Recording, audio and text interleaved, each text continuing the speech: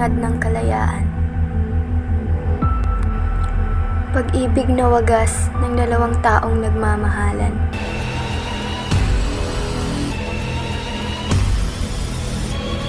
Kaya Clara, ilang taon na ang lumipas, ngunit ang iyong kagandahan ay hindi pa rin kumukupas. 7 taon nang nakalipas simula nang tayo huling nagkita at batid ko ring maraming maririkit na babae sa Europa. Marami nga. Pero syempre, ikaw pa rin ang pinakamarikit na dalaga sa buhay ko. Aking binibini Maria Clara de los Santos. Ginang Maria Clara Ibarra. Isang pikit ko lang, kapiling na kitang umindak sa dilim. Mula sa nobela ni Dr. Jose Rizal.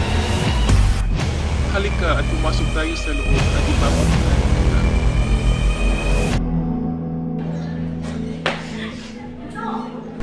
Maraming salamat, Kapitan Tiago.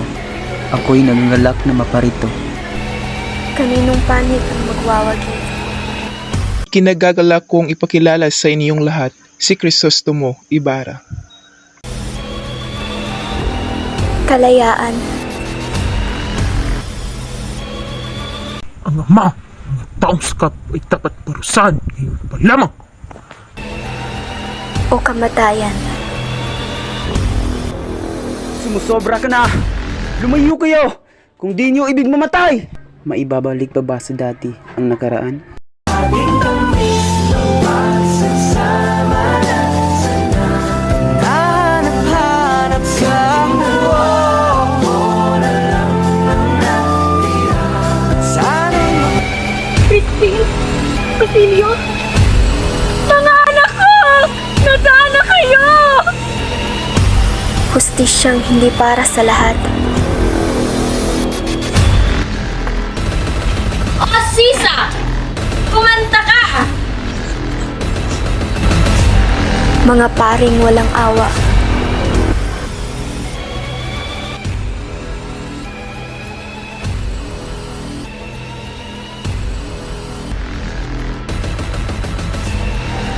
Mga donyang mapagmataas.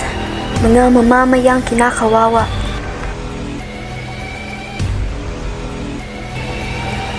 Ang nobelang gumising sa isang bansa. Ibarra, halika tumakas tayo! Kung walang pagtutunggali, ay walang kalayaan! Hanapin mo sila! Bumuhay ang makatakas! Crisostomo! Nay!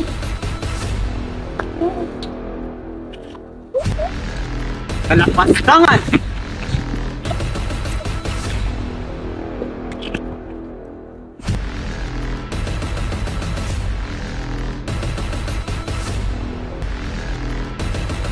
Yes! Wag!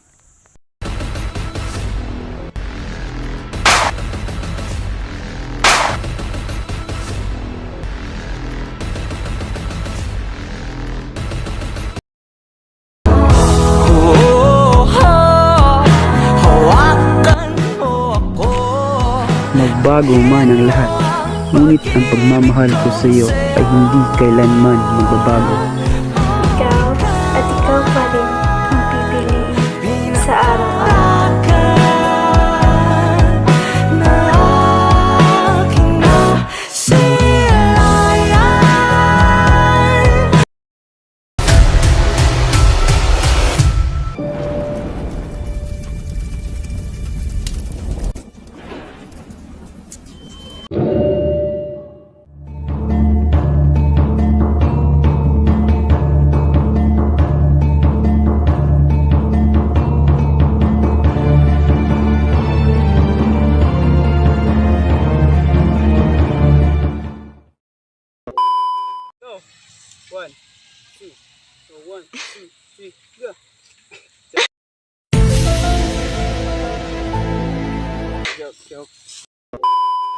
Sige, 1, 2, 3, go!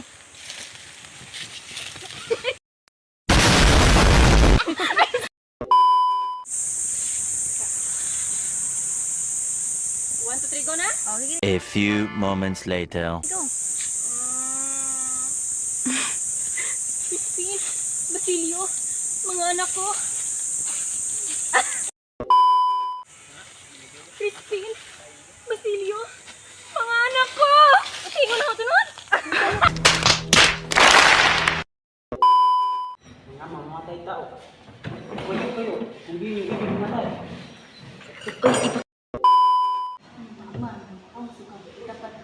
A few moments later. Man, house ka, dapat parusahan. Ayun pala.